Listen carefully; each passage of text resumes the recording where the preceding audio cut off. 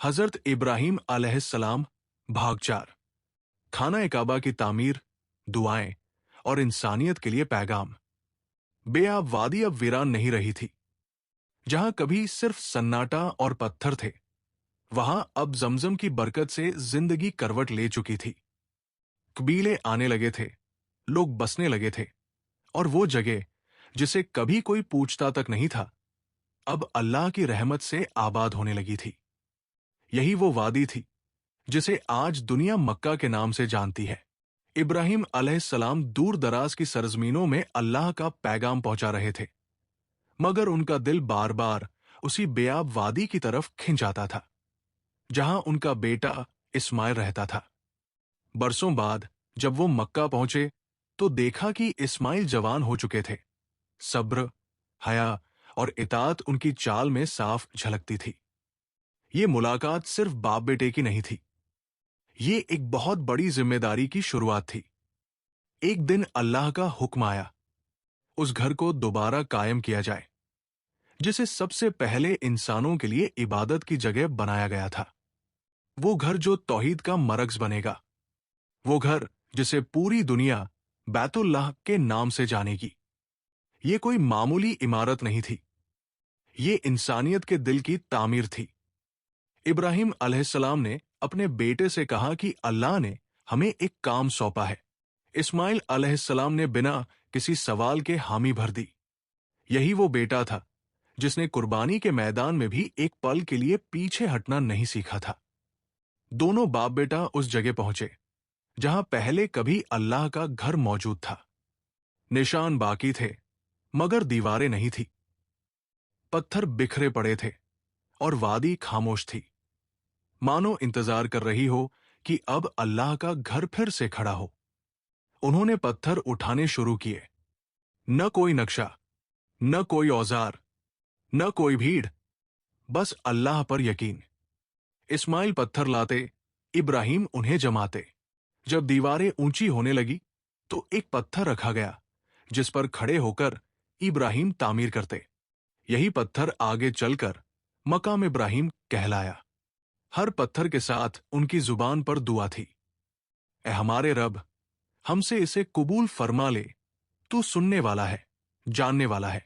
देखिए, ये सिर्फ दीवारें खड़ी करना नहीं था, ये सिखाया जा रहा था कि कोई भी नेक काम दुआ के बिना मुकम्मल नहीं होता। धीरे धीरे काबा की शक्ल उभरने लगी।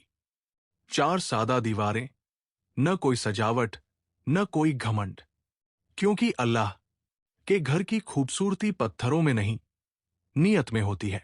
जब तामीर पूरी हुई तो इब्राहिम अलैहिस्सलाम ने अल्लाह के हुक्म से लोगों को पुकारने की तैयारी की। उन्हें कहा गया, लोगों को इस घर की तरफ बुलाओ।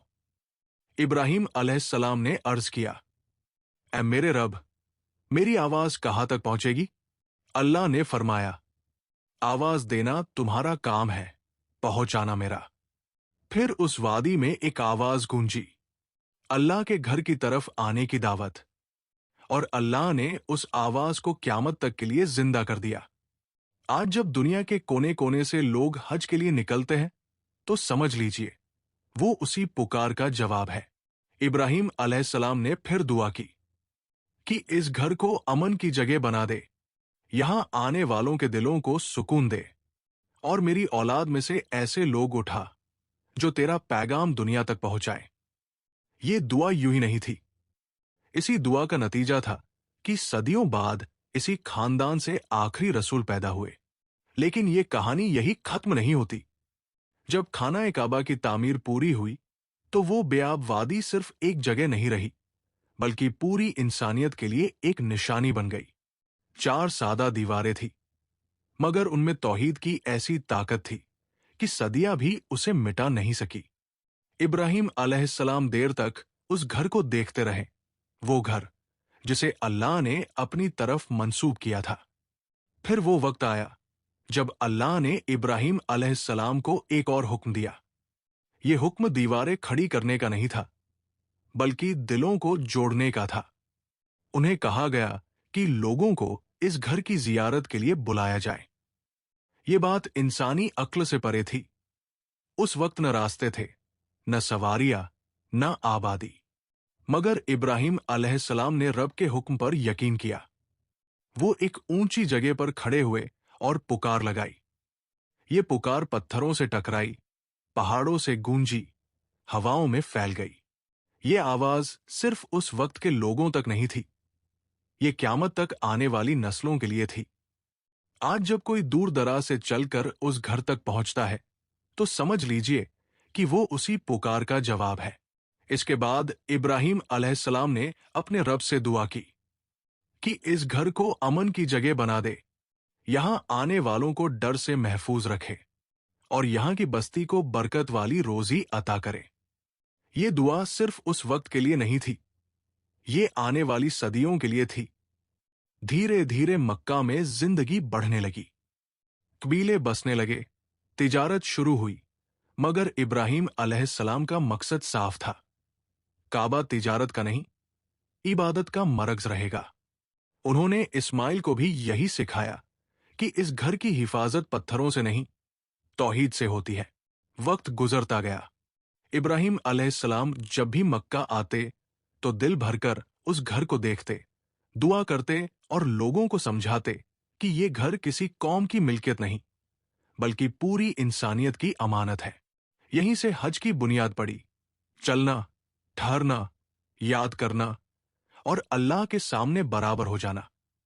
यहां कोई बादशाह और कोई गरीब नहीं, सब एक जैसे कपड़ों में, सब एक ही पुकार में, सब एक ही रब के सामने।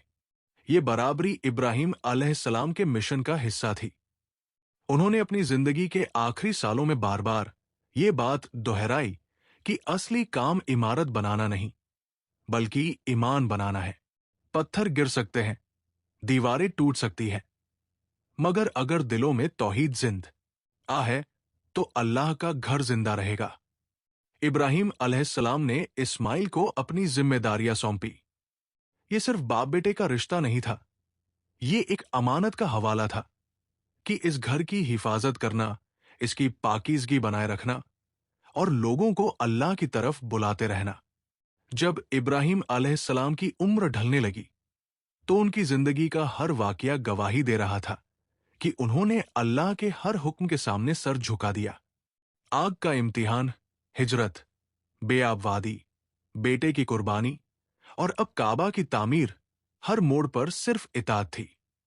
यही वजह थी कि अल्लाह ने उन्हें इंसानियत का रहनुमा बना दिया।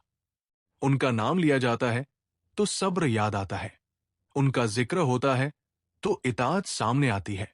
काबा आज भी खड़ा है, हज आज भी जारी है और इब्राहिम अलैहिस्सलाम का पैगाम आज भी जिंदा है कि जो अल्लाह के लिए झुक गया, उसे दुनिया भी सलाम करती है।